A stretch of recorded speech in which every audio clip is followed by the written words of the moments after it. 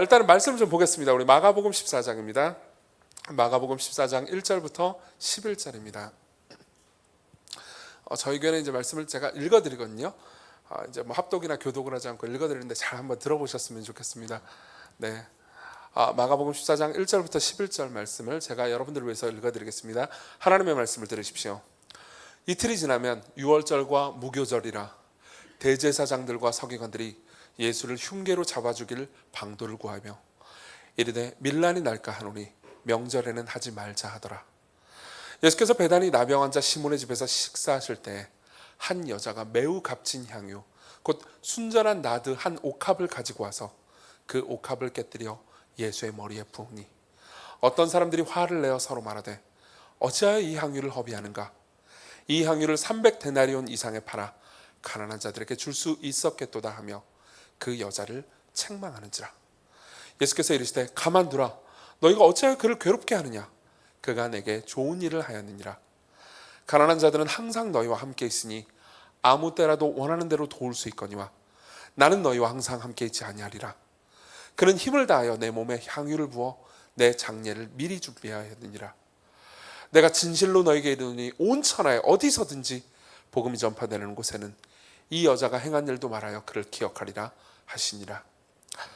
12 중에 하나인 가룟 유다가 예수를 넘겨주려고 대제사장들에게 가매 그들이 듣고 기뻐하여 돈을 주기로 약속하니 유다가 예수를 어떻게 넘겨줄까 하고 그 기회를 찾더라. 아멘. 네, 저는 이제부터 그러니까 고귀한 허비라는 제목으로 이제 말씀을 전하려고 합니다. 여러분들은 삶에서 이제 내가 어떻게 삶을 살면, 어떻게 시간을 쓰면, 혹은 어떻게 돈을 쓰면 여러분들이 낭비되지 않고 좋은 그리고 가치 있고 의미 있는 시간을 쓰고 돈을 쓰고 했다고 생각하십니까? 아마 생각이 조금씩 다 다르겠지만은 내가 뭐 어쨌든 돈을 투자했으면 돈을 더 벌고 남겨야, 혹은 시간을 투자했으면 뭔가 열매를 맺고 성공해야 내가 가치 있게 의미 있게 시간과 돈과 내 마음의 정력을 썼다라고 생각을 하실 겁니다. 청년분들이 많으니까 제 옛날 이야기를 좀 해드릴게요. 저는 이제 20살이 될 때 대학을 들어가기 전까지 이제 남중남고를 나왔습니다. 그러니까 이제 사실은 생각해보니까 중학교 고등학교 다 분당에서 나왔네요. 남중남고를 나왔는데 그러니까 이제 그 모든 과정들을 지나는 과정 중에서 여성들이랑 대화를 할 일이 없잖아요. 그리고 대학에 들어갔단 말입니다. 그러니까 이제 얼마나 그 연애를 하고 싶겠습니까? 정말 연애를 하고 싶었어요. 근데 진짜로요. 그래서 이제 그런데 그렇게 잘생기지 않은 그리고 여성들과 대화를 할 줄 모르는 20살짜리 남자애와 연애를 해줄 20살 여성은 없단 말이에요. 그렇잖아요. 보통은 20살 여성들은 자기보다 이제 나이가 최소 한두 살 많은 이제 대화가 좀 잘 통하고 따뜻한 이제 오빠들을 원한단 말입니다.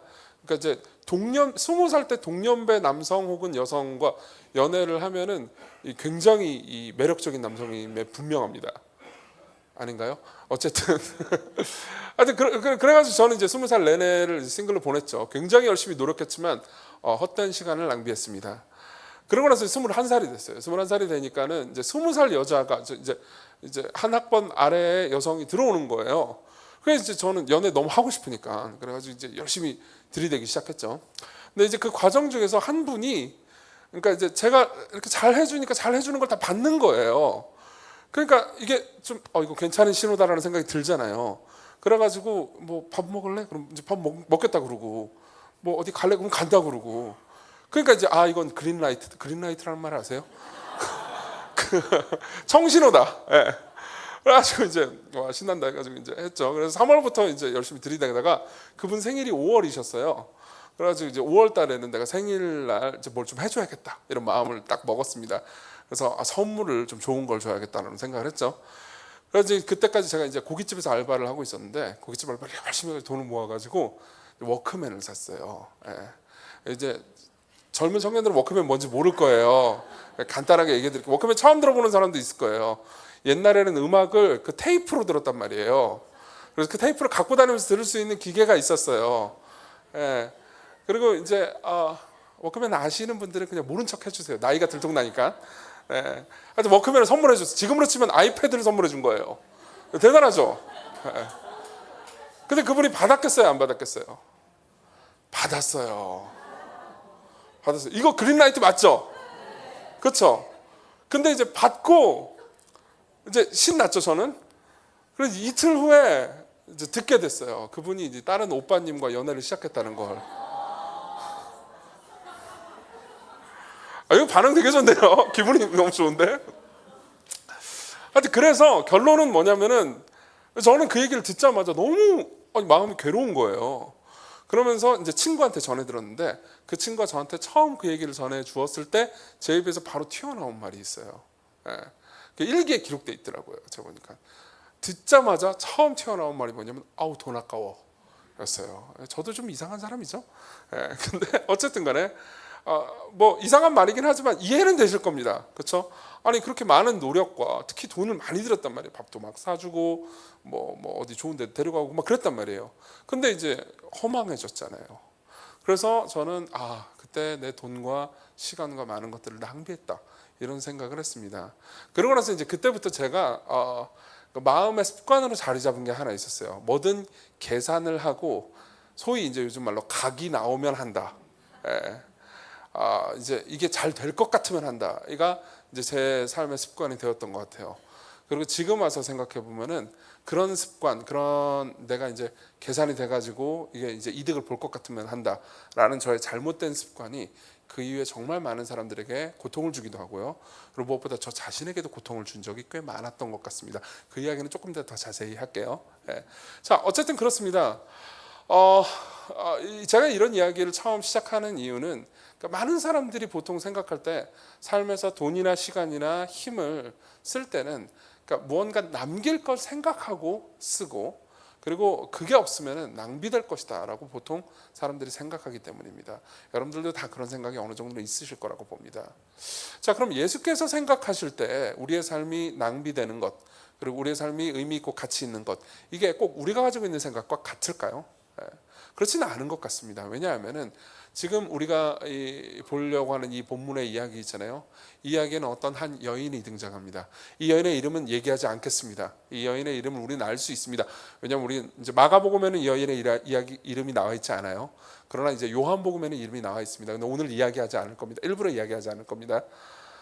궁금하신 분들은 나중에 요한복음 찾아보시고 이름 이미 아시는 분들은 스포일러 하지 말아주세요. 어쨌든 이 여인이 자기가 가지고 있는 향유옥합을 다 깨뜨렸고요. 예수님의 머리에 부었고요. 그리고 4절을 보면 사람들은 분노합니다. 그래서 어찌하여 이 향유를 낭비하는가 허비하는가 이렇게 이야기를 하죠. 6절에 보면요. 예수께서는 내버려 두라고 말씀하십니다. 그리고 그 여자가 내게 좋은 일을 했다라고 말씀하시죠. 사람들이 이 여자가 한 일을 볼 때는 낭비입니다 라고 말했지만 예수께서는요. 아니다. 내게 좋은 일을 했다. 라고 말씀하시는 거죠. 그건 뭘 의미할까요? 우리가 생각하는 낭비와 예수께서 생각하시는 낭비 그리고 우리가 생각하는 의미 있고 가치 있는 삶과 예수께서 생각하는 의미 있고 가치 있는 삶이 다르다는 것을 말해주는 거죠. 그렇죠? 그래서 저는요 전체 본문을 근거로 해서 이런 이야기를 해드릴 겁니다. 첫 번째로는요 인생의 낭비가 무엇인지 말씀드리겠습니다. 즉 낭비되고 허비된 삶이 어떤 것인지에 대해서 여러분들에게 말씀드릴게요. 그리고 두 번째로는요 이제 허비되지 않은 삶, 진짜로 의미 있고 가치 있는 삶이 어떤 것인지에 대해서 말씀드리겠습니다. 첫 번째 이야기는 조금 길게 하고요. 그리고 두 번째는 조금 짧게 하겠습니다. 그리고 마지막으로 이렇게 가치 있고 의미 있는 삶을 살기 위해서 우리는 무엇을 믿어야 되는가? 즉 가치 있고 의미 있는 삶을 살아갈 수 있는 힘과 능력이 어디로부터 오는가를 말씀드리겠습니다. 첫 번째로는 낭비된 삶, 두 번째로는 의미 있는 삶, 그리고 마지막으로는 의미 있는 삶을 살 수 있는 힘과 능력이 어디로부터 오는가를 말씀드리겠습니다. 자, 먼저 낭비부터 한번 생각을 해보죠.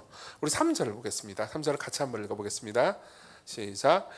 예수께서 베다니 나병 환자 시몬의 집에서 식사하실 때 한 여자가 매우 값진 향유 곧 순전한 나드 한 옥합을 가지고 와서 그 옥합을 깨뜨려 예수의 머리에 부으니. 어떤 이제 예수께서 이제 어떤 한 집에서 식사를 하고 계셨습니다. 지금이야 식사를 할 때 이제 보통 식탁에서 식사를 하잖아요. 근데 그때 유대인들은 이제 거의 카우치라고 하시죠. 이렇게 비스듬히 누워 있는 의자 같은 거 있잖아요. 그래서 이제 비스듬히 누워 있는 그 의자에 앉아가지고 거의 누운 채로 식사를 하는 문화였습니다. 근데 이제 누워서 식사를 하고 계신데 이제 어떤 한 여자가 예수님께 가죠. 그리고 예수님의 머리 위에 향유 옥합을 들어서 향유 옥합을 깨뜨려 가지고 예수님의 머리에 붓고 예수님의 온 몸에 그 기름이 스며듭니다. 그런 일이 있었어요.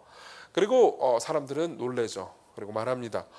이 기름을 팔면은 300데나리온 이상에 팔 수 있었는데 차라리 가난한 사람들이나 도와주지, 이렇게 이야기를 하죠.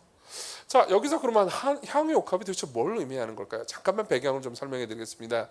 여기 보면 이제 성경에는 순전한 나드 한 옥합이라고 되어 있잖아요. 근데 이 순전한 나드라는 말은 이제 여러분들이 아가서에 보면은 이 나드가 또 나오거든요. 아가서 1장이랑 4장에 보면 나도풀이라고 해가지고 나옵니다. 근데 이 나도가 히브리어가 아니에요. 우리나라 말도 당연히 아니고요. 이제 산스크리트어라고 하더라고요. 그게 이제 어디 나오는 풀이냐면은 이게 사막지대 혹은 이제 그 중동지대 있잖아요. 거기에 보면은 절벽 근처에 많이 나는 풀이라고 하더라고요. 그러니까 구하기가 쉽지 않은 거겠죠. 많이 나는 풀인데 이제 자라는 곳 자체가 그렇게 막 인간이 가까이 가기가 그렇게 쉽지 않은 풀이라고 합니다. 이제 고대 세계에서는 지금처럼 뭐 물이 많지가 않고 뭐 상하수도가 잘 돼 있지 않으니까는 샤워나 이런 걸 매일 할 수가 없잖아요. 그러다 보니까 이제 몸에 악취가 풍기기 일쑤였습니다. 그러니까 이제 악취를 관리를 잘 하려면은 향수나 향유를 썼어야만 했죠. 그렇지만 이 향수는 당시에 제조 기술이 그렇게 발달하지 않았기 때문에 쉽게 만들 수 없었습니다. 보통은 향유를 썼습니다. 향유를 어떻게 만들었냐면 보통은 이렇게 만들었습니다. 흔히 구할 수 있는 기름들 있잖아요. 예컨대 올리브유 같은 기름이요. 그 올리브유 같은 기름을 구해가지고 그 안에 진귀한 향이 나는 풀을 잘 지디겨가지고 진액을 조금씩 짜낸 다음에 넣습니다.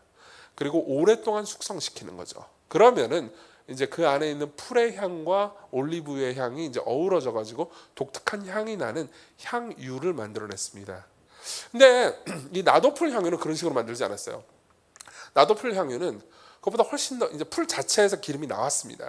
근데 그 기름을 빼는 방식이 그냥 지디겨서만은 안 되고요. 잘 지디겨서 기름을 빼낼 뿐만 아니라 증류 방식으로 또 기름을 빼냈다고 하더라고요. 제가 이제 한번 전문가한테 이 향 전문가한테 이 얘기를 자세히 들었는데 뭐라 말하는데 뭔 소리인지 잘 못 알아들었어요. 그냥 간단하게 결론을 내리자면은 비싸다 이거였습니다. 실제로 그렇게 짜내는 에센셜 오일은 이제 다른 기름이나 아니면 물과 섞어 가지고 썼습니다. 그리고 지금도 상당히 비싸다고 하더라고요. 그러니까 이제 순전한 나드, 그러니까 에센셜 오일 나드 한 옥합은 정말로 비쌌을 겁니다.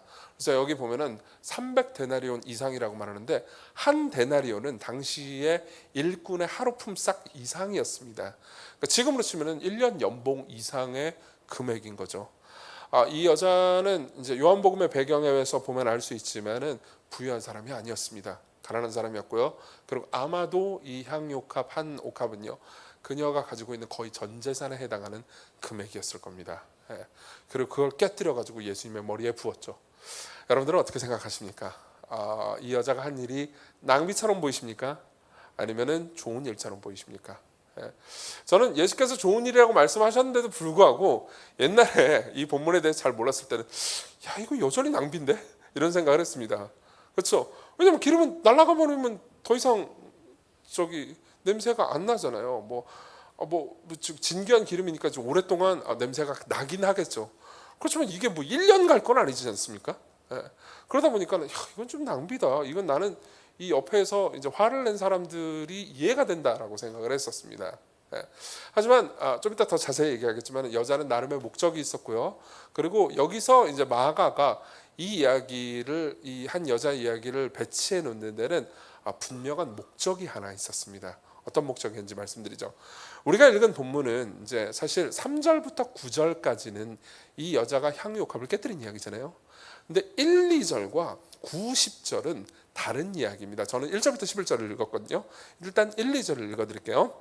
들어보십시오.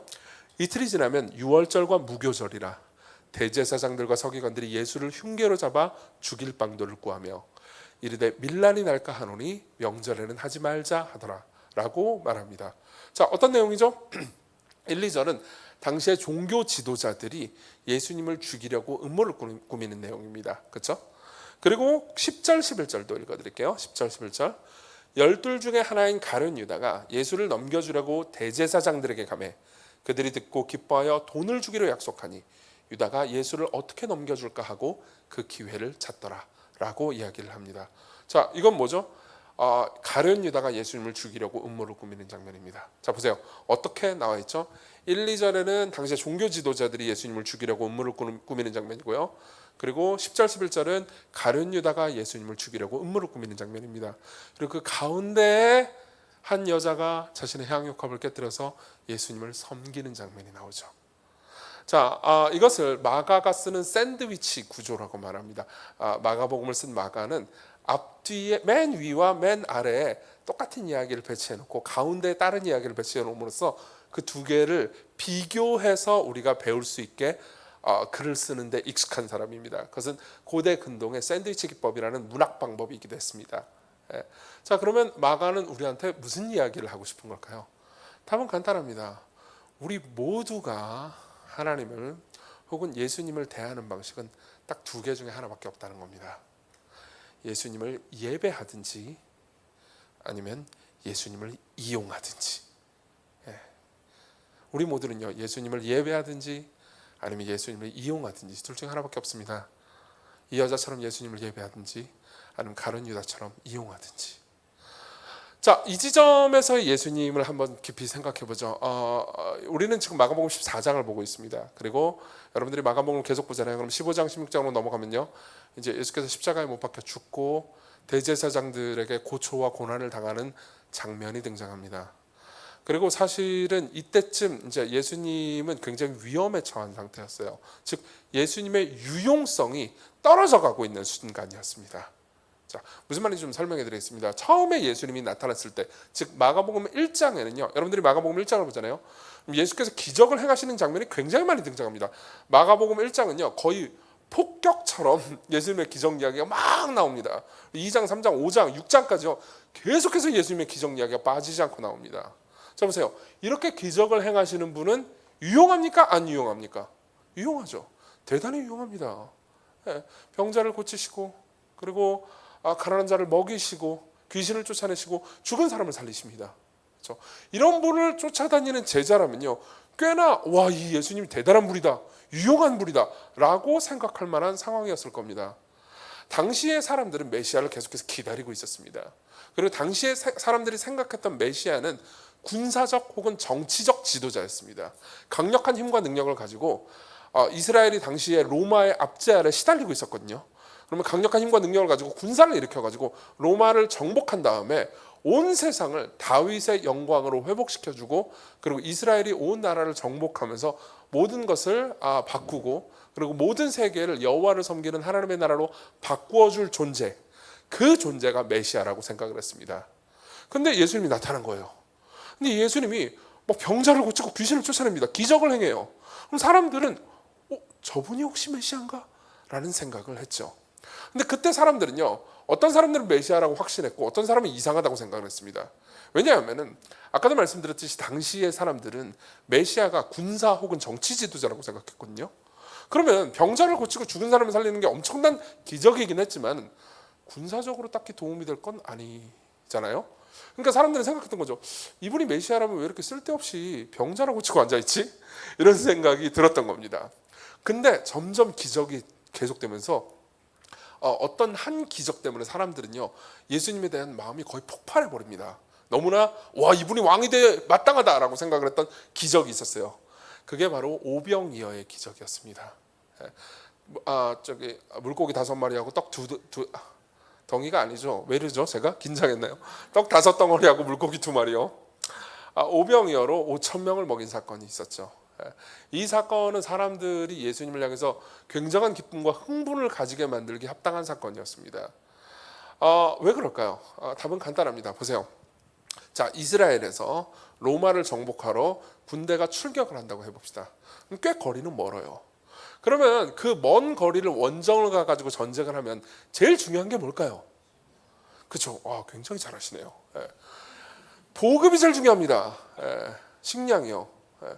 그럼 군사들은 잘 먹고 잘 쉬어야 잘 싸울 수 있거든요. 근데 보급선이 길어지면요, 어떻게 하면 되냐면은 뒤에서 이제 식량 부대가 오잖아요. 그러면은 이제 로마가 뒤를 쳐가지고 이 식량 부대를 다 죽이고 그 다음에 식량을 뺐잖아요. 그러면 군사들은 그냥 굶어 죽을 수도 있었습니다. 싸우지도 않고요, 맞죠? 그러니까는 이 식량이 꽤나 중요한 상태에서 예수님이 있다고 한번 생각해 보십시오. 그럼 보급 부대가 필요 없어요. 처음에 전쟁 나갈 때 떡 5덩어리하고 물고기 2마리만 있으면 됩니다. 그러면 이제 배고프면 앉아라, 떼어 먹자. 그럼 이제 최소 12광줄이 남잖아요. 그럼 또 그거 가지고 떼어 먹고. 그렇죠? 그러다가 이제 다친 병사 있으면 고쳐주고, 죽은 병사 있으면 다시 이렇게 일어나! 그러면서 힐러, 공급자. 완벽하잖아요. 아니 정말로 그렇게 생각했다고요. 그때 당시 사람들은. 지금이야 우리가 웃기지만요. 그러니까 생각을 했던 거죠. 와, 이분이 왕이 되어야겠다. 그래서 요한복음 6장에 보잖아요. 이 오병이어 사건이 터지자마자 사람들은요, 예수님을 왕으로 삼으려고 합니다. 근데 놀랍게도 예수님은요, 그 상황에서 도망가 버리십니다. 왜 그랬을까요? 답은 간단하죠. 예수님께서는요, 그러한 이유로 이 땅에 오신 게 아니었습니다. 인간을 진정으로 괴롭히는 것은 로마의 압제가 아니었습니다. 인간 안에 있는 죄였죠. 로마를 물리친다 하더라도 이스라엘도 역시 죄인이었습니다. 그리고 예수께서는요, 인간이 저지른 모든 죄에 대한 형벌을 대신 담당하시고 죽기 위해서 이 땅에 오셨습니다. 그리고 부활하심으로써 진정 우리의 영혼의 구원자가 되기 위해서 이 땅에 오셨죠. 그렇기 때문에 사람들은 예수님을 오해하고 있었고요. 그리고 예수님께서는요, 그 오해에 굴복할 생각이 전혀 없으셨습니다. 자, 그런 상황에서 예수님께서는요, 여러 기적을 통해서 자신이 메시아라는 것은 서서히 입증해 갔지만 사람들의 기대에는 계속해서 어긋난 상태로 삶을 사셨습니다. 그리고 점점 당시의 종교 지도자들과 정치 지도자들은 예수님을 죽이려고 했죠. 그런데다가 예수님은 스스로 내가 죽을 거라고 제자들한테 말하기 시작하십니다. 그것도 3번 이상이나 말씀하셨습니다. 그리고 제자들 입장에서는 꽤나 두려운 일이었습니다. 왜냐하면 제자들의 계산은 이런 거였어요. 이분이 진짜 왕이 된다면, 이분이 모든 로마를 비롯한 모든 지중해 세계를 다 정복한다면, 온 세계를 정복한다면 계속해서 예수님을 따라다녔던 자기들은 밑에서 한 자리씩 해먹을 수 있지 않겠습니까? 영의정, 좌의정, 우의정 할 수 있잖아요. 그죠? 그러니까 그런 의도로 예수님을 따라다녔는데 예수님께서 갑자기 자기가 죽는다는 거예요. 그럼 생각해 보십시오. 가룟 유다 같은 사람 입장에서는 절망적인 거죠. 자신의 젊음을, 힘을, 그리고 모든 정력을 예수님을 따라다니면서 이분을 위해서 삶을 살았습니다. 근데 예수님이 죽는데요, 어떤 생각이 들까요? 나는 삶을 낭비했어. 그렇죠? 그러면 예수님을 이용하려는 유다 입장에서 예수님이 마지막으로 유용해질 수 있는 유일한 방법은 뭘까요? 팔아버리는 거였습니다. 은 30냥이라도 받고 팔아 넘기는 거였죠. 사실 이것은 우리의 삶에서도 흔히 일어날 수 있는 일입니다. 여러분들 모두 예수님을 예배하고 그분을 따르겠다고 마음을 먹고 이 시간 이 자리에 계실 거라고 생각을 합니다. 그리고 평상시의 삶에서도요, 나는 그분을 예배하고 그분을 따를 거야 라는 마음으로 사실 거라고 생각합니다. 네, 여러분들뿐만 아니라 저도 마찬가지지만 종종 우리는 예수님을 이용하려는 마음이 없지는 않습니다. 그게 어디서 드러날까요? 삶에서 그분이 내게 은혜와 평안을 주시고 그리고 평탄하게 해줄 때는 기분이 좋지만요, 삶에서 고통이 찾아올 때가 있습니다. 삶에서 내가 이해할 수 없는 일을 경험할 때가 있습니다. 내가 계획한 일이 실패할 때가 있습니다. 내가 가지고 있는 것을 상실해버릴 때가 있습니다. 혹은 내가 간절히 바라고 원하는 것을 하나님께서 주시지 않을 때가 있습니다. 그럼 어떻게 되죠? 우리가 계속해서 예수님을 이용하려는 마음을 먹고 있었다면 우리는 결국 그런 상황에서 예수님을 팔아넘길 겁니다. 가룟 유다처럼요. 난 더 이상 예수님 안 믿어. 내가 그분을 믿고 그분을 따르는데 나한테 유익되는 게 아무것도 없어 라고 생각할 수 있는 거죠. 사실 이것은 꼭 여러분들에게만 하는 이야기는 아닙니다. 저 자신을 위한 이야기이기도 합니다. 저는 제 얘기를 잠깐만 좀 해드리겠습니다. 저는 굉장히 젊은 나이에 교회를 개척했습니다. 13년 한 4개월 정도 됐어요. 2011년도에 이제 서울의 구로 디지털 단지, 지금은 옛날엔 구로공단이었죠. 구로 디지털 단지에 교회를 개척했습니다. 지금은 이제 교회가 이사가서 물레로 갔는데요. 거기서 이제 10명의 청년들하고 같이 교회를 개척했었습니다. 그리고 그동안 제가 했던 일들은 교회를 개척하면서 설교하고 목양을 하면서 제가 했던 일들 중에서는 굉장히 바보 같은 일들도 꽤 많았습니다. 뭐 설교도 뭐 지금도 그렇게 뭐 제가 설교를 잘한다고 볼 수는 없지만 과거에도 굉장히 이상한 설교도 많이 하고 수준 떨어지는 설교도 많이 했죠. 그리고 시간이 계속해서 지나가면서 감사하게도 하나님께서는 저와 우리 교인들이 받아 마땅한 것보다는 훨씬 더 많은 복을 주셨습니다. 정말로 모르겠어요. 엄청난 은혜를 누렸습니다. 그리고 제가 생각했던 것보다 훨씬 더 큰 열매를 큰 부흥을 맛봤죠. 그러면요, 보세요. 이렇게 얘기해드리죠. 어떤 한 사람이 한 젊은 목회자가 교회를 개척해가지고 교회가 막 성장하잖아요. 그럼 사람들은 그 교회를 개척한 목회자를 바라보기가 쉽습니다. 그럼 사람들은 보통 이런 식으로 얘기해 줍니다. 저한테 목사님이 이렇게 젊은 나이에 용감하게 교회를 개척하고 복음을 전하고 많은 고생을 했고 뭐 틀린 말은 없어요. 여기에 뭐 저도 많이 고생을 했습니다. 근데 그 모든 아닌가? 어쨌든 아니 진짜 고생했어요. 그 모든 희생과 섬김과 헌신 때문에 이렇게 큰 열매를 맺었군요 라고 저한테 말해줄 때가 있습니다. 그럼 솔직히 말하면 저는 굉장히 부끄럽습니다. 왜 그럴까요? 물론 아까 말씀드린 것처럼 제가 고생을 안 한 건 아니지만 저희 교회의 역사 가운데는요 이름도 없이 정말 빛도 없이 아무도 알아주지 못해 심지어 저도 모르는 희생과 헌신으로 교회를 세워가신 많은 분들이 계셨기 때문입니다. 그분들의 희생과 헌신을 저는 그래도 비교적 많이 아는 편이겠죠.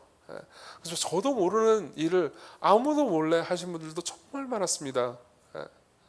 그리고 사실 제가 섬기는 시광교회가 세워져 간 모든 배경에는 그런 분들의 작은 희생과 헌신들이 있었습니다. 그분들이 희생과 헌신을 할 때요, 그 모든 것들이 막 눈에 보이게 열매를 맺었던 것도 아니었습니다. 어떤 것들은 실패했고요, 어떤 것들은 슬픈 결말로 끝난 것도 많았습니다. 근데 그 모든 것들이 쌓였고 하나님께서는 그 모든 작은 헌신들을 다 모아가지고 교회에 복을 주셨죠. 그래서 누군가 저한테 와가지고 야, 너 뭐 설교하고 예수 팔아먹어가지고 교회만 키우고 교회 배불려가지고 너만 잘 먹고 잘 살게 됐네 라고 누가 저한테 얘기를 한다면 저는 이제 그건 좀 억울할 겁니다. 하지만 누군가 저한테 와가지고 목사님의 희생과 헌신으로 교회가 이렇게 성장했군요, 그럼 저는 굉장히 부끄러울 것 같습니다. 저는 저 스스로에게 지금도 물어볼 때가 있습니다. 저는 예수 그리스도를 예배한 걸까요? 아니면 그분을 이용한 걸까요? 전적으로 제 삶이 그분을 이용해 먹었다라고 말하면은 좀 억울하지만, 그렇다고 해서 제 삶이 전적으로 그분을 예배하고 그분을 경배하는 삶이었다 이렇게는 말 못할 것 같습니다. 그래서 저는요, 제가 그렇듯 여러분들 대다수도 비슷한 생각을 하시리라고 생각합니다. 여러분들은 어떠십니까? 그리고 이런 상황에서요, 내가 그분께 저처럼요, 내가 전적으로 예배하는 마음이 있지 않다라고 삶을 생각하면서 해석하면서 살잖아요. 그럼 종종 우리는 우리의 뜻대로 하나님께서 움직여주지 않으실 때 화가 나기 일쑤죠. 그리고 내가 하나님을 섬기면서 살아가는 것이 무슨 의미가 있나 이런 생각을 하게 되는 것 같습니다. 왜 그럴까요? 여전히 우리의 마음 가운데서는 내가 주님을 섬겼으면 마땅히 주님께서 나한테 무언가를 주셔야 돼 라는 생각이 남아있기 때문 아닐까요? 우리 모두는 그런 생각을 어느 정도 가지고 있습니다. 내가 주님을 섬겼다면, 혹은 뭐 꼭 주님을 섬기는 것이 교회 와가지고 뭘 섬기는 것뿐만이 아니라 사실 일상에서, 가정에서, 직장에서, 그리고 내가 아는 사람들 사이에서 무언가 희생하고 헌신하는 모든 것들도 주님을 섬기는 건 아니겠습니까? 그렇죠? 우리는 교회에서 무언가를 하는 것만 주님을 섬기는 거라고 생각하지 않습니다. 일상에서요, 비신자들이라 하더라도요, 그들이 나한테 저질렀던 죄를 내가 용서한다고 합시다. 그럼 나는 그들을 섬기는 것일 뿐만 아니라 주께서 내게 주신 명령을 지킴으로써 주님을 섬기는 겁니다. 근데 생각해 보십시오. 내가 누군가를 용서하면 늘 해피엔딩으로 그 모든 것들이 끝나던가요? 내가 누군가를 용서하면 그 사람이 당신이 나를 이렇게 용서해 주다니 나도 당신처럼 예수님을 믿어야겠어요, 그렇게 끝났나요? 그렇게 되지 않죠. 여러분, 되게 재밌는 게 저희 교회는 이제 신앙이 없는 분들도 꽤 많이 오십니다. 그러니까 비신자들의 비율도 높은 편입니다. 와가지고 예배를 드리고 이제 기독교가 진리인지에 대해서 관심 있어가지고 오는 분들도 꽤 있습니다. 근데 그분들한테 제가 설교를 할 때 항상 얘기해 주는 게 있습니다. 비신자 여러분들은 항상 신자들이 교회 다니는 것들이 말이야 나가가지고 맨날 나쁜 짓 하고 교회 다니는 것들이 더해 이런 이야기를 들어보거나 해보신 적이 있을 거라고. 그렇죠? 참 기독교인들이 세상에서 윤리적으로 살지 못하는 것은 부끄러운 일이기도 합니다. 그러나 제가 이제 비신자들한테 이런 얘기 꽤 많이 해줍니다. 그러나 기독교인들은 어떤 이야기를 듣는지 알려드리죠. 기독교인들은 기독교인이 아닌 사람들한테 항상 인생에서 최소 몇 번 이상, 많게는 10번, 20번 이상 이런 말을 들은 적이 있습니다. 에이, 당신이 교회 다니는 사람이잖아. 당신이 참어. 들어봤죠? 안 들어보셨어요? 억울해 밤을 보셨죠? 네. 그것 때문에 미치도록 억울해 본 적이 많이 있어요. 근데 그것 때문에 억울하다고 또 말하면 교회 다니는 사람 왜 이래? 이런단 말이에요. 그렇죠? 그럼 보세요. 내가 교회 다니니까 예수 믿으니까 하나님 뜻대로 살려고 노력해 본다고 한들 세상에서 그렇게 인정해 줍니까? 그렇잖아요. 기독교 목회자들이 사고 치면 뉴스에 나오죠. 그렇죠? 제가 사고 치면 저는 안 유명해서 안 나올 수도 있는데 어쨌든 박 목사님 사고 치면 나올 거예요 아마. 근데 저기 담임 목사님이 박 목사님이 선행을 하면은 그 MBC 뉴스에 나오나요? 안 나온단 말이에요. 그렇죠? 그런 모든 상황 가운데서 우리는 여러분들 모두 그런 상황에 공감하실 겁니다. 내가 예수 믿어가지고 하나님 뜻대로 사는 것이 무슨 유익이 있나? 내가 일상에서 하나님 뜻대로 사는 것이 무슨 유익이 있나? 이게 낭비되는 거 아닌가? 이런 생각을 다 하게 됩니다. 그러나요, 저는 이런 이야기를 해드리고 싶습니다. 진정으로 낭비된 삶은요, 하나님 뜻대로 사는데 당장 눈앞에 보이는 어떤 결과가 없는 게 낭비되는 삶이 아니고요, 실제로 내 앞에 무언가가 있다 하더라도 내가 무언가를 삶을 살면서 남았다, 내가 돈을 벌었다, 혹은 내가 인정받았다, 사람들에게 인정받았다, 그러면 낭비되지 않은 삶이라고 생각하잖아요. 근데 그렇다 하더라도 하나님 없는 삶이라면요, 그것은 허비된 삶이라고 주장하고 싶습니다. 왜 그런지 말씀드리죠. 보세요. 저는 종종 이제 목사인데도 불구하고 무신론자들의 책을 즐겨 읽습니다. 이상하게 들릴지 모르겠지만은 무신론자들의 책을 읽잖아요. 그럼 재밌는 것들이 꽤 많습니다. 토머스 네이글이라는 사람의 이야기를 해드리죠. 이 사람은 컬럼비아 대학교의 정치 철학자입니다. 그리고 되게 유명한 무신론자예요. 근데 저는 이분의 글을 굉장히 즐겨 읽는데 이유는 뭐냐면은 이분은 그래도 무신론자 중에서는 꽤나 겸손한 사람입니다. 리처드 도킨스 같은 무신론자들은 보통 종교인들을 비난하거나, 그러니까 종교인들은 생각이 없고 무식한 사람들이다라는 식으로 이야기를 합니다. 근데 네이글은 그렇지 않아요. 본인이 친한 이제 탁월한 지식인들이나 교수들 중에서도 기독교인들이 상당히 많기 때문에 그렇게 이야기를 하지는 않습니다. 오히려 그러니까 자기가 가지고 있는 무신론적 세계관 역시 일종의 믿음에 불과하다라는 것을 그래도 겸손하게 인정하는 사람 중에 한 명입니다. 근데 이 사람이 쓴 책 중에서 되게 재미있는 책이 하나 있습니다. What does it all mean? 이라는 제목의 책이 있어요. 그러니까 우리나라 말로는 이제 이 모든 것은 무엇을 의미하는가라는 제목의 책이죠. 이 책은 일종의 철학 입문서 같은 책인데요. 거기에 보면 이제 이런 이야기가 있습니다. 모든 인간은 의미를 추구한다는 거죠. 어떤 인간이든 의미를 추구하지 않는 사람은 없다는 겁니다. 예를 들면 이런 거죠. 어떤 사람이 열심히 일을 하고 있습니다. 중년의 남성 혹은 여성이 엄청나게 열심히 일을 하고 있습니다. 그럼 사람들이 그 사람한테 한번 물어보라고 말하는 거죠. 당신 왜 이렇게 열심히 일을 하나요? 열심히 일을 해야 돈을 벌죠. 그럼 돈을 벌어서 뭘 할 건가요? 제 아내와 자식들 그리고 내 가족들에게 풍족한 삶을, 그리고 안락한 삶을 주려면 내가 돈을 많이 벌어야 됩니다. 그럼 그게 끝인가요? 당신의 삶의 유일한 목적은 그냥 당신과 당신의 가족의 안락한 삶이 끝인가요? 그렇게 물어보면요, 모든 사람들은 거기에서 멈추지 않으려고 한다는 거죠. 뭔가 자기가 하는 일이 그거보다 좀 더 큰 의미가 있기를 바라는 마음이 다 있다는 겁니다. 그래서 사람들은 조금 더 생각하면서 이렇게 얘기하죠. 저는 어떤 사업을 하고 있는데 이 사업을 할 때 제가 이런 물품을 만들고 있습니다. 이 물품이 잘 되잖아요. 그러면 많은 사람들에게 유익이 될 겁니다. 제가 만드는 제품이 사람들에게 쓰인다면 정말 많은 사람들이 편리하게 삶을 살아갈 수 있을 거예요. 이것은요, 자기의 가족만 잘 먹고 잘 사는 것보다 훨씬 더 의미가 있죠. 그렇죠? 그런 식으로 사람들은요, 자기가 하는 일에 더 큰 의미를 계속해서 부여하려고 한다는 거죠. 어떤 문학 작품을 쓰려는 사람이 있다고 합시다. 그럼 그 사람은요, 계속해서 문학 작품을 쓰면서 생각할 겁니다. 내가 쓴 소설이 혹은 내가 쓴 시가 사람들에게 읽힐 때, 사람들이 이 소설, 이 드라마, 이 영화, 이 시를 읽고 마음의 위로를 받았으면 좋겠어. 그렇죠? 그것은 훨씬 더 큰 의미를 추구하는 거죠. 근데 이 지점에서 토머스 네이글은 이런 이야기를 해줍니다. 그렇게 의미를 추구해봤자 허무할 거라고요. 제가 읽어드리겠습니다. 설령 당신이 위대한 문학 작품을 남겨 그게 수천 년 후까지 읽힌다 하더라도 결국 태양계가 식거나 우주가 풀어져 붕괴되면 당신의 모든 수고는 흔적조차 없이 사라진다. 자, 보세요. 이 사람은 무신론자입니다. 그러니까 하나님이 있다고 생각하지 않아요. 그럼 생각해보세요. 하나님이 없으면요, 그냥 물질밖에 없는 거잖아요. 이 모든 세상은. 그런 상황에서 내가 수천 년 후까지 남는 문학 작품을 쓴다 하더라도 수천 년이 지나고 수만 년이 지나잖아요. 그럼 결국은 태양계가 식을 겁니다. 지구는 사라지겠죠. 모든 인간은 사라질 겁니다. 기억해줄 어떤 존재도 남아있지 않아요. 그러면 결국 토머스 네이글이 말하는 건 이겁니다. 당신이 착하게 살든 나쁘게 살든, 가치 있게 살든 그렇지 않게 살든, 당신이 뭐 유명하게 많은 사람들의 인정을 받고 살든 그렇지 않은 삶은 무슨 차이가 있겠는가? 삶의 의미는 없다, 이렇게 얘기를 하는 거예요. 그래서 저는 이 부분까지 책을 읽고 나서 꽤나 놀랐습니다. 우와, 이 사람이 그러면 삶이 허무하다는 것을 드디어 받아들이고 예수님을 믿으려나? 라는 마음으로 계속 읽었는데 그건 아니었어요. 그건 아니었고 이 사람의 결론은 이거였습니다. 그러니까 딱히 차이는 없다. 그냥 원하는 대로 살아라. 의미 같은 거는, 궁극적인 의미 같은 건 없으니까 그냥 니들이 알아서 의미를 부여하면서 살아라, 이거였어요. 저는 꽤나 재미있었고 그리고 꽤나 놀랬고 그리고 꽤나 정직하다고 생각했습니다. 자, 보세요.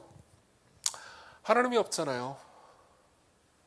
그럼 여러분들의 삶이 많은 사람들에게 인정받는다 한들 영원한 의미 같은 건 없습니다. 더 궁극적인 의미 같은 건 없습니다.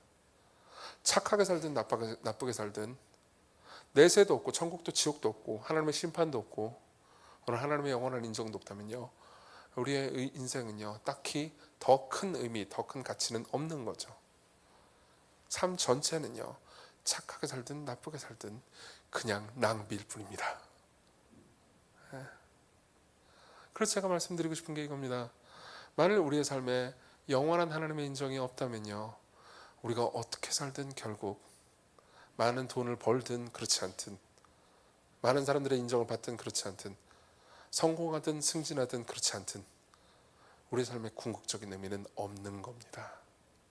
자, 그럼 두 번째로 넘어가겠습니다. 두 번째는요, 의미 있는 삶, 허비되지 않은 삶이 어떤 것인지에 대해서 생각해 보겠습니다. 이 이야기는 좀 짧게 할 수 있을 것 같습니다. 우리 9절을 같이 한번 읽어보겠습니다. 9절입니다. 같이 읽겠습니다. 시작. 내가 진실로 너희에게 이르노니 온 천하에 어디서든지 복음이 전파되는 곳에는 이 여자가 행한 일도 말하여 그를 기억하리라 하시니라. 저는 이 말씀을 꽤 좋아합니다. 왜 그런지 말씀드리죠. 예수께서는요 이제 자신이 잠시 후에 십자가에 못 박혀 죽고 부활할 것을 알고 계십니다. 그것만 알고 계신 게 아니에요. 예수께서는요 십자가에 못 박혀 죽고 부활하셨을 때 자기에 관한 죽음과 부활에 대한 소식이요 온 천하에 전파될 것을 알고 계셨습니다. 그분은 팔레스타인 지역을 벗어나신 적이 거의 없었습니다. 그러나 그분은 자신에 관한 이야기가요 2000년 후에 한국에서도 전파될 것을 알고 계셨습니다. 여기 있는 회중들에게도 예수 그리스도에 관한 이야기가 전파될 것을 알고 계셨습니다. 그리고 예수께서는 말씀하시죠. 어디서든 복음이 전파되는 곳마다 이 여자가 행한 일도 말해서 기억하리라. 그건 뭘 의미하죠? 이 여자가 행한 일이 당시에는 허비처럼 보였지만, 수많은 사람들에게 허비처럼 보였지만 수천 년이 지나도 기억될 거라는 메시지입니다. 그리고 그보다 더 좋은 메시지는 이거죠. 사람들이 너희들을 잊는다 하더라도 나는 너희들을 기억할 것이다. 저는 마가복음과 마태복음에 이 여자에 관한 이야기가 다 있는데요, 마가와 마태는요 이 여자의 이름을 기록하지 않았습니다. 사실 이 여자의 이름은요 당시에 1세기 당시 마태와 마가가 기록된 그 독자들 사이에서는 이 여자가 꽤 유명한 사람이었습니다. 여자 이름은 얘기하지 않을 거예요. 나중에 궁금하면 요한복음 12장을 찾아보세요. 너무나 유명한 사람이에요. 제가 지금 말하면 그 사람으로 다 아실 거예요. 그럴 정도로 유명한 사람입니다. 그러니까 이름을 기록해서 상관없었어요. 근데 마태와 마가는 일부러 기록해 놓지 않습니다. 왜 일부러 기록해 놓지 않았을까요? 학자들의 의견은 단순합니다. 마태든 마가든요, 이 여자의 이름이 남기를 바라지 않았다는 거죠. 오히려 이 여자의 이름에 이 독자들 자기 자신의 이름을 넣기를 바랬다는 겁니다. 무슨 말인지 이해되십니까? 이 여자의 이름이 남는 게 아니고요, 여러분들 모두의 이름을 여기에 넣기를 바랬다는 거죠. 예수님께서는 이 여자만 영원히 기억하는 게 아니고 여러분들 모두의 일들을 영원히 기억할 겁니다. 여러분들이 그분을 위해서 살잖아요. 그러면 예수께서는요, 여러분들이 그분을 위해서 한 모든 일을 다 기억하실 겁니다. 여러분들이 한 어떤 일들은요, 사람들이 볼 때 허비라고 말할 때가 있습니다. 여러분 보세요. 예수 그리스도께서 여러분들에게 명령하신 삶을 살잖아요.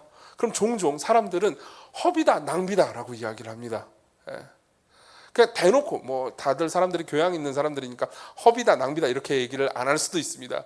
근데 보통 이런 식으로 표현하죠. 그렇게까지 해야 돼? 그런 얘기 들어보셨을 겁니다. 아니, 일요일 날 교회 가면 되지 왜 금요일까지 교회를 와? 그렇죠? 그렇게까지 해야 돼? 그렇죠? 그건 뭐 그렇게 대단치 않은 걸 수도 있습니다. 예를 들면 여러분 생각해 보십시오. 여러분들이요, 나한테 나쁜 짓을 한 사람, 그 중에서는 내 가족이 있을 수도 있겠죠. 항상 원수는 집안에 있잖아요. 잠깐만, 이 말은 제가 취소입니다. 아니, 맞죠. 원수는 집안에 있어요, 항상. 근데 그 사람을 용서합니다. 그럼 나도 그런 생각이 들고 주변 사람들도 그렇게 말할 수 있죠. 그렇게까지 할 필요가 있어? 내가 가지고 있는 재물을 가난한 사람들을 위해 씁니다. 내가 가지고 있는 시간을 연약한 사람들을 위해 씁니다. 내가 회사에서 일을 할 때, 학교에서 공부를 할 때, 가정에서 가족들을 섬길 때, 그렇죠? 내가 회사에서 적당히 사람들한테 인정받을 만큼 일하는 게 아니고, 주께서 내게 이 일을 맡기셨어, 그래가지고 열심히 일을 하잖아요. 주님을 위해서 일하잖아요. 그럼 사람들은, 그리고 여러분들 스스로도 종종 이렇게 생각될 때가 있을 겁니다. 그렇게까지 할 필요가 있나? 그런 생각 뒤에는 무슨 마음이 숨겨져 있죠? 이건 낭비야 라는 생각이 있습니다. 이건 낭비야. C.T. 스터드라는 선교사님이 있습니다. 이분이 쓴 시 중에서는 제가 굉장히 좋아하는 말이 있죠. 한 번뿐인 인생 곧 지나가리라. 오직 그리스도를 위해 한 일만 영원하리라. 이 말은요, 그리스도를 위해서 한 일이라는 것은 꼭 교회에서 교회 일만, 물론 교회 일도 포함됩니다. 교회에서 사람들을 섬기는 것도 포함되지만 그것만 포함되는 게 아닙니다. 여러분들이 삶을 살면서, 여러분들이 가정주부든 아니면 뭐 이제 인생의 황혼을 앞두고 있는 사람이든 아니면 청년이든 어린아이든 상관없습니다. 내가 하나님의 말씀을 듣고 주께서 나한테 이렇게 말씀하시는구나, 내가 이렇게 살기를 원하시는구나 해서 그렇게 살기를 원하는 모든 순종의 그 움직임들 있잖아요. 순종의 모든 행동들은 항상 그렇게까지 할 필요가 있나? 라는 말을 듣게 마련입니다.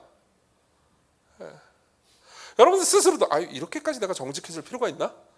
굳이 내 주변 사람들 다 아무도 정직하게 안 사는데 이렇게까지 해가지고 남는 게 있나? 남는 게 없을 때가 있죠. 실제로 남는 게 없을 수 있습니다. 내가 정직하게 살아가지고 잘 먹고 잘 살았다, 잘 됐다, 그런 간증들도 들을 수 있죠.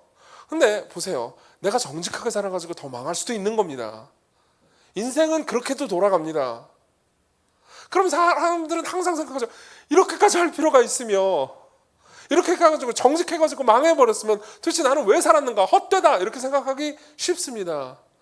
근데 성경은 이렇게 말하는 거예요. 아니다, 아니다. 내가 영원히 기억할 거다. 여러분들 모두 놀라게 될 겁니다. 마지막 날에 심판대 앞에 예수 그리스도께서 서 계실 거예요. 우리는 보통 하나님께서 예수 그리스도를 통해서 마지막 날 우리를 심판하신다는 이야기를 들으면요, 그냥 무섭게만 생각하기 쉽습니다. 그렇죠? 그러나 그날은요, 그리스도 안에 있는 여러분들에게는 너무나 위대하고 아름다운 날일 겁니다. 이런 일들이 벌어질 거예요. 예수께서 여러분들에게 나타나셔가지고 이렇게 말씀하실 겁니다.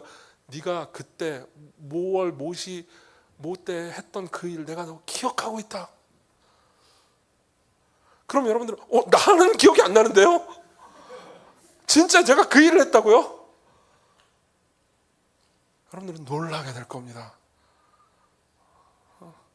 이 예배당 다 끝나고 사람들 나갈 때 쓰레기 버린 쓰레기 아무도 보지도 않고 관심도 없을 때 너 혼자 쓰레기 줍고 걸레로 닦았던 거 내가 기억하고 있다. 너한테 널 괴롭히기만 한 그놈을 네가 마음으로 용서하기 위해서 금요일에 여기 와가지고 막 눈물을 흘리면서 기도했던 그 몸부림을 내가 기억하고 있다. 그분이 영원히 여러분들을 기억하십니다. 여러분 보십시오. 사람들의 인정은요, 사람들이 죽으면 끝이에요. 그러나 영원하신 분의 인정은요, 영원히 사라지지 않습니다. 그건 뭘 의미하죠? 여러분들의 인생이 그분 앞에서 영원히 의미 있고 가치가 있을 수 있다는 거죠. 주를 위해서 하십시오.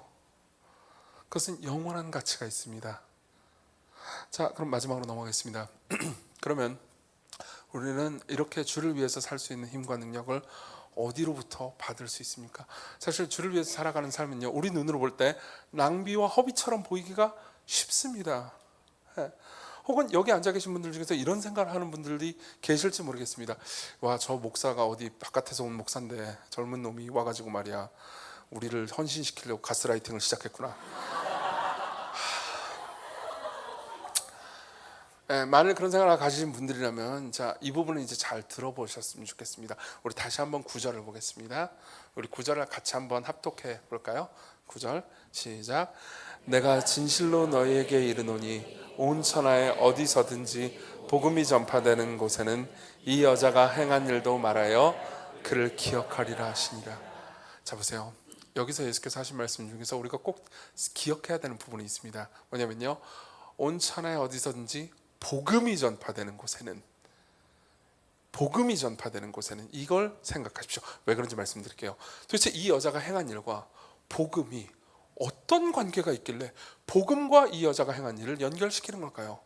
자, 우리 그 이전에 복음이란 무엇인가를 한번 생각해 볼까요? 복음이 뭐죠? 복음은 간단합니다. 인간이요, 하나님께서 인간을 만드셨어요. 하나님의 형상으로 아름답게 만드셨습니다. 근데 인간이요, 타락했습니다. 인간이 하나님과 동등됨을 취했습니다. 인간이 하나님께 덤볐습니다. 그리고 인간이 스스로 하나님을 버렸습니다. 어떻게 됐죠? 인간은 쫓겨났습니다. 인간은 타락했습니다. 스스로 지옥을 선택했습니다. 그래서 하나님께서 무엇을 선택하셨죠? 인간을 전부 다 지옥으로 보내버리는 선택을 하셨나요? 아니요, 그렇지 않았습니다. 인간이 범죄했을 때 성부와 성자는 어떤 계획을 짜셨을까요? 인간이 범죄했을 때 성부와 성자는요, 그 인간이 마땅히 받아야 되는 진노와 저주의 형벌을요, 성부는 성자에게 넘기기를 원하셨습니다.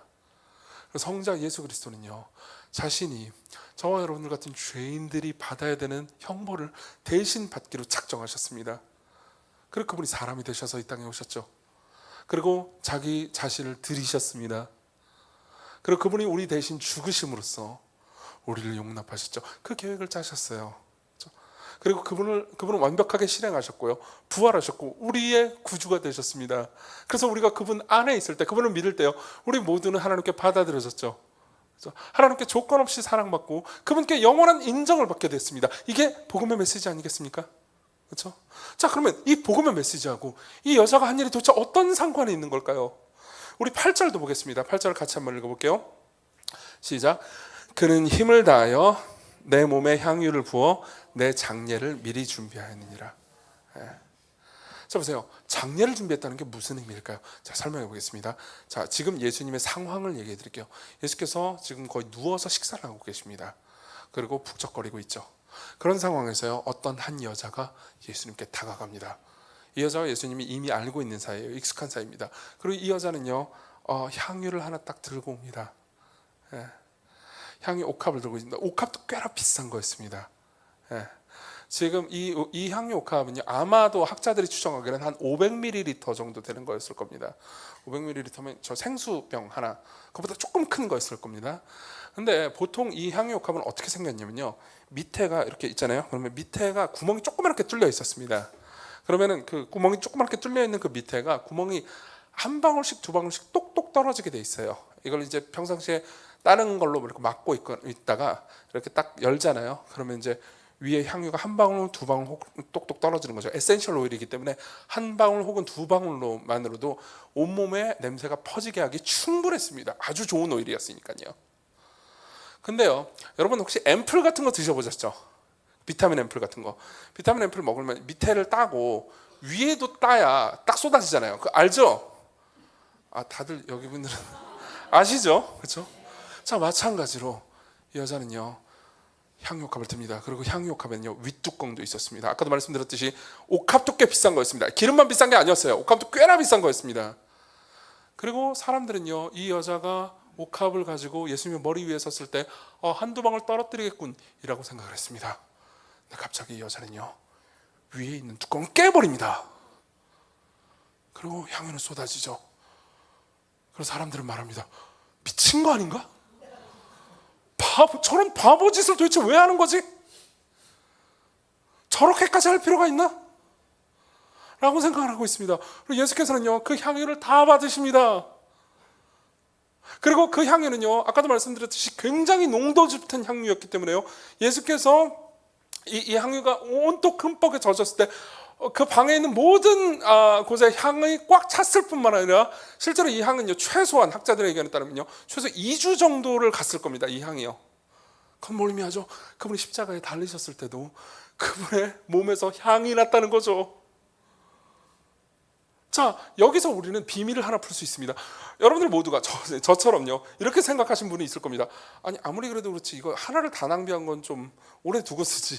이건 낭비가 맞는 것 같은데 라고 생각할 수 있어요. 그러나 들어보십시오.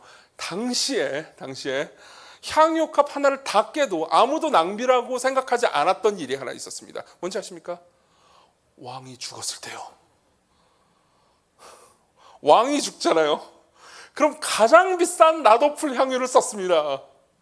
가장 비싼 나도풀 향유를 3-4개 옥합을 깨뜨립니다. 그리고 왕의 몸에 다 바릅니다. 그리고 무덤에 넣죠. 향이 그 무덤에 꽉 찰 수 있도록요. 자, 이 여자는요, 이런 생각을 했던 겁니다. 아까 제가 이런 말씀을 드렸잖아요. 예수님께서 자신이 십자가에 못 박혀 죽을 거라고 제자들에게 이미 3번이나 예언을 하셨다고 말씀드렸습니다. 그리고 제자들은 그 모든 걸 무서워하기만 했어요. 왜요? 제자들은 예수님을 이용할 생각밖에 없었으니까요.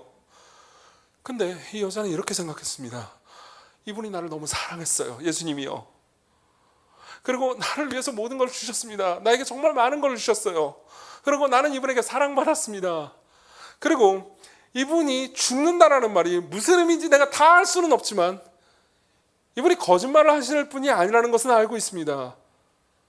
그리고 이분이 말합니다. 내가 죽는다고. 내가 대제사장들과 서기관들에게 모함을 받아서 죽을 거고 죽은 지 사흘 만에 살아날 거라고 말씀하십니다. 그럼 어떻게 될까요? 이 여자의 입장에서는 하나밖에 생각할 수 없습니다. 왜 죽는지, 어떤 의미로 죽는 건지 내가 다 알 수 없고, 그리고 죽는다는 건, 이분이 죽는다는 건 너무 슬픈 일이지만 그래도 이분이 정말로 죽는다면 난 이분의 장례를 준비하겠어. 자기가 가지고 있는 향유컵을 꺼냅니다. 그리고 깨뜨리고 왕이 죽었을 때 기름을 붓듯 장례를 미리 준비한 거죠. 그리고 예수님은요, 이 모든 과정을 보면서 사람들이 이 여자를 비난하고 바보짓이라고 말하는 과정 중에서 예수님 입장에서는요, 자신이 앞으로 할 일이 생각날 수밖에 없었습니다. 자, 보세요. 어떤 사람이 어떤 행동을 하잖아요. 그러면은 그게 자기가 한 행동이면 뭐랄까, 감정을 통제하기 어려울 때가 있습니다. 예를 한번 들어보죠. 저 같은 경우는 제가 아까 개척했다고 말씀드렸잖아요. 종종 저는 개척한 지 2년차, 3년차, 4년차 된 분들이 저를 찾아오실 때가 있습니다. 그래가지고 지금 제가 교회를 개척했는데 이런 일을 하고 있고 이런 교회에 문제가 있는데 어떻게 해야 될까라고 물어보실 때가 있어요. 그럼 저는 어쨌든 개척의 경험이 있으니까 그 얘기를 해주죠. 그렇죠? 하다 보면 그러니까 제가 이렇게 여쭤볼 때가 있습니다. 그 목사님들한테, 그럼 지금 사역을 어떻게 하고 계신가요? 훈련을 어떻게 하고 계신가요? 설교는 어떻게 하고 계신가요? 물어볼 때가 있습니다. 그러면 그분들이 자기 얘기를 해주죠. 자기 얘기를 해줄 때 제 입장에서는 전 T거든요. 근데도 눈물을 참기 어려울 때가 있습니다. 예. 그냥 눈물이 흐를 때가 있습니다. 왜 그럴까요? 답은 간단하죠. 이분이 지금 하고 있는 일이 내가 해왔던 일이거든요. 이분이 지금 겪고 있는 고통이 내가 겪었던 고통이거든요. 그러면 눈물을 참을 수가 없을 때가 있습니다. 자, 예수님 입장에서는 정확히 자신이 하신 일이라기보다는 자신이 하실 일을 떠올리게 만듭니다. 자, 이 여자가요, 옥합을 가지고 깨뜨렸습니다. 그리고 붓고 있죠. 사람들은 비난합니다. 뭐 저런 바보 같은 짓이 있어. 이것은 그분이 앞으로 하실 일을 가리키는 이야기일 수밖에 없습니다. 왜요? 이제 그분이 하실 일이 바로 이거였거든요. 잠시 후면 십자가로 끌려가서 옥합이 깨뜨려지든 자신의 살이 찢어질 겁니다. 그리고 옥합 안에 있는 향유가 흘러나오듯 그분의 피가 넘치게 흘러나오겠죠. 이런 질문을 한번 던져보죠. 사람들이 이 여자가 향유옥합을 깨뜨린 것을 낭비라고 비난할 때, 이 여자가 향유옥합을 깨뜨린 게 낭비가 맞다면 하나님을 향해서 반역한 원수들을 위해서 하나님의 아들이 자신의 몸을 찢고 피를 흘린 건 얼마나 더 큰 낭비일까요?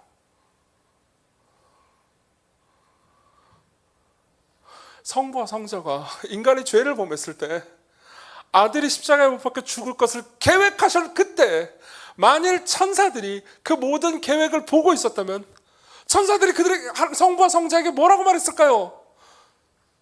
비록 상상이긴 하지만 아마도 저는 천사들이 이렇게 말했을 거라고 생각합니다. 아니, 이 위대한 성부 하나님, 성자 하나님이 그런 고통을 당해야 됩니까? 이렇게 아름다운 분이 찢어져야 된다니요. 성자 하나님께서 이 인간들을 위해서 그 정도까지 해야 되나요? 그러나 성자는요, 제가 감히 성자 하나님께 예수님을 향해서 이렇게 말해도 된다면요, 어쩌면 역사상 최악의 바보짓을 시작하려고 하고 계십니다. 자신을 반역했던 죄인들을 위해서 자기가 찢어지는 일이요. 그리고 그것이 성자 하나님께서 성부 하나님과 함께 성령 하나님과 더불어서 우리를 위해서 주신 그분의 고귀한 허비였죠. 자, 이런 질문을 한번 던져보겠습니다. 여러분들 모두가 답을 맞출 수 있습니다. 그리스도께서 십자가에 가시기 전에는 가지고 있지 않다가 십자가와 부활을 통과하시고 나서 가지게 된 게 뭐죠? 우리요. 우리요. 겨우 우리요. 겨우 우리요. 우린 다 이렇게 생각하지 않습니까? 내가 1억 원을 투자하면 1억 100만 원이라도 벌어야 될 거 아니에요. 그렇죠? 오히려 손해를 보면 1억을 투자했는데 내가 남는 게 없었다 그러면 망했고 허비했다고 생각하잖아요. 자, 성자 하나님께서 자신의 목숨을 투자하셨습니다. 그래서 그분이 번 게 뭐죠? 우리요. 저와 여러분들이요. 구원을 받고 나서도 계속 죄를 짓는 사람들이요. 구원을 받고 나서도 하나님을 계속 원망하는 우리 같은 사람들이요. 우리가 그분께 그토록 같이 있었을까요? 성경의 가르침에 따르면요, 그렇다고 말합니다. 그분이 우리를 그토록 같이 있게 여기셨어요. 어떻게 보면 어마어마한 허비고요. 그리고 그리스도의 마음 안에서는 엄청난 기쁨이었죠. 여러분, 이것을 정말 믿고 계십니까? 그분이 여러분들을 그토록 사랑하셨다는 것을 믿고 계십니까? 자, 그러면 제가 여러분들에게 드리고 싶은 말씀이 있습니다. 우리의 삶에서 그분이 하신 그 위대한 허비를 생각한다면 우리가 주께 드리는 헌신이 그토록 바보 같은 짓일까요? 우리가 내 것을, 사실 내 것도 아니에요. 우리의 돈이나 시간이나 이런 모든 것들은요, 내 게 아닙니다. 하나님께서 우리에게 맡기신 거죠. 근데 그 내 거라고 착각하고 있는 것을 가난한 이웃들과 사람들을 위해서 섬기면서 주는 것이 그토록 아까운 일일까요? 그렇게까지 할 일이야? 라는 말을 들을 일일까요? 아니요, 저는 그렇게 생각하지 않습니다. 물론 이런 설교를 하는 저도 종종 그분이 저를 위해서 하신 고귀한 허비를 까먹을 때가 있습니다. 그리고 십자가에 대해서 얘기하면 아우 맨날 십자가 얘기야 짜증난다 라고 생각할 때가 있습니다. 그러나 여러분 보십시오. 가장 아름다운 부분은 이겁니다.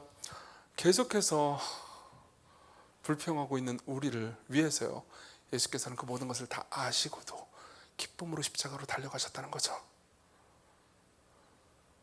그분은 이 모든 것을 아시고도 우리가 다시 그분께 나아가서 회개하면 기쁨으로 받아주십니다. 그분의 거대한 사랑에 비해서 우리가 그분을 위해서 무엇을 주든 그것은 낭비가 아닙니다. 그리스도께로 오십시오. 그분을 바라보십시오. 그분이 여러분들을 위해서 하신 일을 생각해 보십시오. 그리고 여러분들이 내가 무엇을 주님을 위해서 하면 낭비처럼 보일까? 사람들이 그렇게까지 할 게 있어? 라고 말할까를 한번 생각해 보십시오. 그리고 여러분들 스스로 한번 이걸 생각해 보십시오. 정말 내가 주를 위해서 허비하고 드린 것이 주님의 영원한 기억 안에 있다는 것을 나는 믿고 있는가? 예, 그분은 여러분들을 영원히 기억하십니다. 그리고 그분은 여러분들을 영원히 기억하시기 위해서 자신을 몽땅 허비하셨습니다. 우리 같이 찬양 한 곡을 불렀으면 좋겠습니다. 옛날 노래인데 저는 옛날 노래를 정말 좋아해요. 내게 있는 향유값 주께 가져와 그 발 위에 입 맞추고 깨뜨립니다. 같이 우리 찬양합시다.